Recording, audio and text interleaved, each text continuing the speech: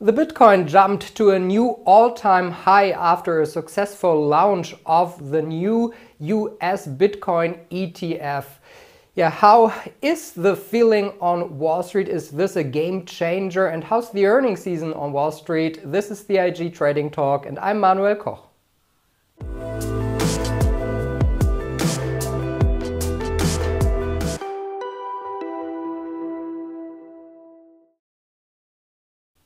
And joining me now are Salah Boumidi, he's the head of markets at IG, and the legendary Einstein of Wall Street, over 35 years on the floor of the New York Stock Exchange and today at the New York Stock Exchange, Bito Tuchman. Guys, so good to see you. Great to see you. Thanks for having me. Peter, last week the first Bitcoin ETF launched at the New York Stock Exchange. How's your feeling about that? You know what, guys, I will put out the disclaimer that I don't recommend cryptocurrency or any other investment. That's not what I do, but could not tell you that I'm more excited than ever to watch Bito, the first Bitcoin ETF, be launched here on the floor of the New York Stock Exchange. We can no longer dismiss cryptocurrency as some kinds of a phase or a bubble or anything. Crypto, Bitcoin trading at 66,000, right? Ethereum trading at 4,000. Companies around the world, and let alone celebrities and whatnot, and pay centers are acknowledging Bitcoin as a payment facility or a payment structure. And we've got to, you know, whatever our opinion is about it, about the space, we've got to pay attention to it because it's definitely the way of the future. For me, as you know, as the ambassador here at the New York Stock Exchange, that the stock exchange, by it listing here on the floor of the NYSE, is huge validation for the stock, for the ETF, and for the space in general, right? Look, I often try and do my own due diligence when I'm talking about a subject, but you can be sure that the NYSE, an institution over 100 years old, has done their due diligence before they list a crypto ETF as Bito. Day one, 26 million shares.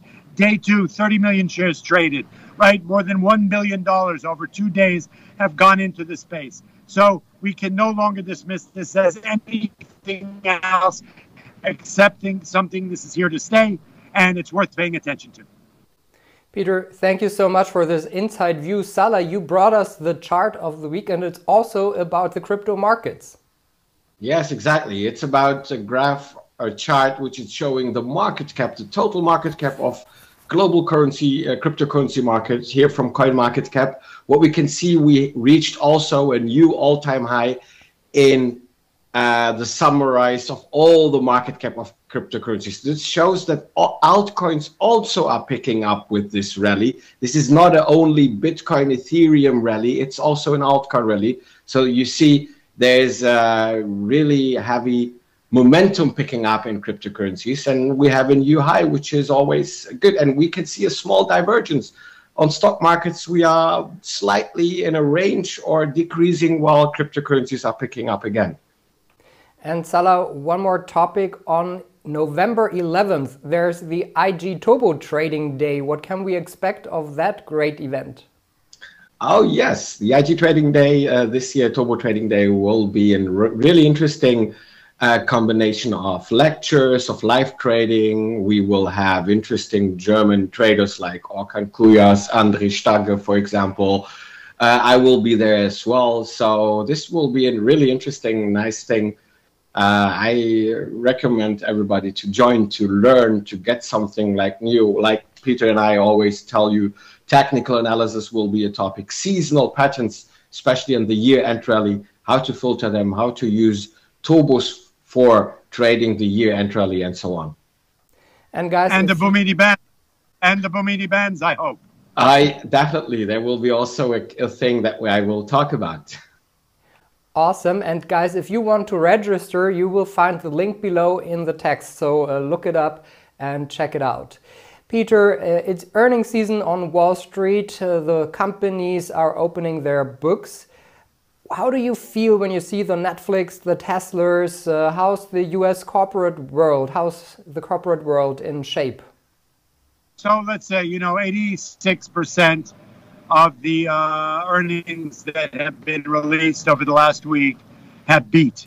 Okay, we saw a Netflix beat. We saw a Tesla beat. You know, a couple of them were a little bit weaker. IBM, I believe, was one of those cases. We saw some of the retailers come out and they are doing better. So, look, it's really, you know, I'm a firm believer in price action rather than earnings. I believe they are able to curate the release of those numbers to hopefully, especially with a fragile economy that we're dealing with right now, to try and prop up the earnings release to the best of their ability and give some guidance for the future. Let's be clear, ladies and gentlemen, we are still in a recovery story. We are still in a shelter-in-place situation. There are places throughout the world where the virus is spiking up once again. We are seeing on the other side of that, U.S. is now opening up on November 6th, travel from Europe, but we are seeing some situations with Canada and other nations around the world. There is a new Delta plus variant also coming out that's rearing its head in the UK. We are seeing some new lockdowns there, and it's traveling across the border. Corporations are doing better. We are in the midst of a recovery story. Whatever happens eventually, it seems to me we will be living with this virus. So I think it's time we need to get back to work. There are obstacles which are not being obstacles, economic obstacles. Clearly, inflation one, tapering one, and the supply chain story is the third, which have a huge impact on our economy, and it's still an ever-evolving story with a lot of potentially negative impact.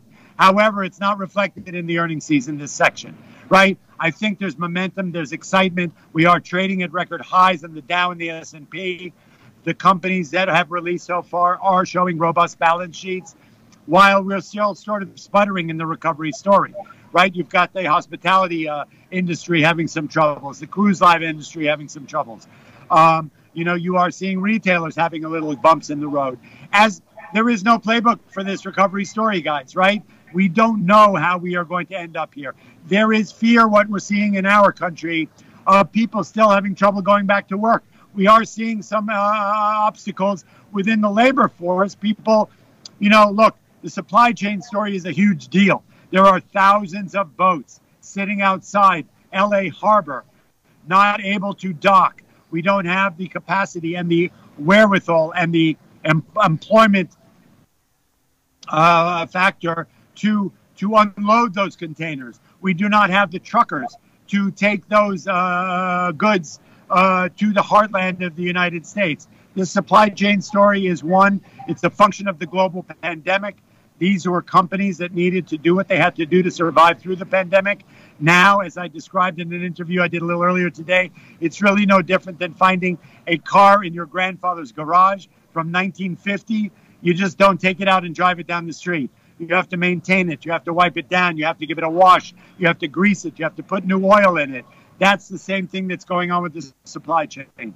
The inflation story, I don't believe is a transitory one. The labor problem, I don't believe is a transitory one. We're coming out of an unprecedented 2-year global pandemic and economic shutdown.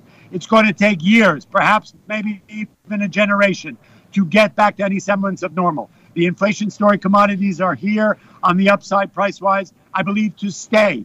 It's going to take a while to unload those boats and get them going, to get people back in the labor force. Here in the U.S., 4.3 million people quit their jobs in August. I don't even know what that means. How are they supporting their families? I know there's a contingency of the United States government and population who thinks people are lazy. They're getting employment checks. They don't want to go back to work. I think that's all a lot of BS, in my opinion. I think people are dying to get back to work, but they're apprehensive. I think commodity prices are high. Goods and services are high. The supply chain story is an ever-evolving one. It's not going to happen overnight. I think it's going to cause some bumps in the road for the Christmas season, and that will be reflected in the earnings release in quarter number 1, 2022. So for right now, the earnings releases have been robust. The banks are robust. We are kind of trading a lot on hope that we're going to get through this. I'm not sure. And, you know, and I have no problem saying I don't know.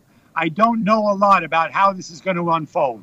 For right now, the labor force question, the inflation story, the supply chain story is a troublesome one. And I don't think anybody knows the answer. If they claim they do, I don't believe that story. So I think a day at a time, we're coming into the end of the fourth. We're coming into the fourth quarter. So far, earnings are okay. We do have some bumps in the road and obstacles here going forward. Is it going to be a Santa Claus rally? The market seems to show us that it is really pushing away, kicking the ball down the road when it comes to tapering, when it comes to supply chain, when it comes to labor force problems. You know, so is the market going to continue to forge higher into the end of the year? It looks like it. I'm not making a prediction. I'm telling you what the market's telling me. Right now, the market has not responded in a negative way on a long-term follow-up on any negative story. If the market wanted to sell off, it has plenty of information that would have put an end to this bull market. Yet it continues to forge higher. While you and I speak, the three of us today, this market is trading at record highs in every indice, with robust volumes in the markets, with robust earnings coming out on the markets. So, I don't know. Your guess is as good as mine. Maybe going back to the Bitcoin ETF, Peter. Before I ask you the question, I want to summarize actually the questions that I got. Please, people and audience, an ETF is not only an ETF. There are different ways how to create an ETF. I'm happy that we have the Bitcoin ETF started, and we had a lot of struggle in the US with SEC to get an ETF, which is now there, which is where I'm happy. But people need to know that this ETF is made through futures for the front month future on the CME. So what always can affect this ETF are rollover costs that we have seen in crude oil last year. So be aware that this is not a physical ETF. And this is actually the question that I want to ask you, Peter. Is that a door opener that we have now this first ETF? Do you think that in future there will be the possibility to achieve or create physical ETFs, Bitcoin ETFs, so ETFs that are investing physically in Bitcoin? So look, I don't know the inner workings of the ETF business. It's important for people to know. When we see something like cryptocurrency take off and become something that's sort of out of the grasp of a big part of our community, trading at $66,000. I don't not necessarily think that we would have had a BTF if Bitcoin was still trading at $2,000. Mm-hmm. So that is what does an ETF do? It gives us exposure to Bitcoin and the other altcoins, right? So it gives, the market is always looking for new instruments to give the public a way to get exposure to these things. People need to understand what an ETF is, right? You've got sector ETFs, which means that if you have a retail ETF, it will cover all the different retail companies. So if one particular thing happens poorly at Macy's, but the retail space is a robust one, the ETF will give you exposure to that space. And it gives you the ability as a retail investor to get exposure to a space that you have interest in. You may not be able to afford to buy Kohl's, Macy's, Targets, Walmart, or whatnot, but you may like the space and you want to get involved. Same thing with Bito. What's different about Bito, and I think you illuminated on it and elaborated on it, it's not only an ETF, but it's a futures ETF, right? So it's going to have some of the characteristics of trading Bitcoin in the future. So I don't really know about that, so I can't really talk to it. But what I will say is that how wonderful in this space that seems to be a place, crypto is here to stay. It's starting to celebrate. How's that? The whole crypto is off to the races. Ethereum is trading at 4,000. Bitcoin is 66,000, trading at record highs. The volume, once again, I'm a forensic broker. I try to analyze what the market tells me. And when you have 26 million shares trade in day one, 30 million shares trade in day two, the appetite is there. And not everybody can get exposure to a stock that trades at $66,000 a share. It gives everyone the opportunity to get exposure into the crypto world. It's more exciting. So that's the benefit. The excitement is there. The enthusiasm is there. I think it's proven. The validation by being listed on the NYSE is clear validation. So I think you've got to pay attention and give it the credence that it deserves. Guys, thank you so much. Appreciate your time. Salah Edidibumidi, the head of markets at IG, and the legendary Einstein of Wall Street, Peter Tuchman. Guys, thank you so much. Thank you, guys. Thank you, guys. Pleasure to be here. And thank you for watching. Don't forget to register for the IG Turbo Trading Day on November 11th. Thank you for today. Take care. All the best.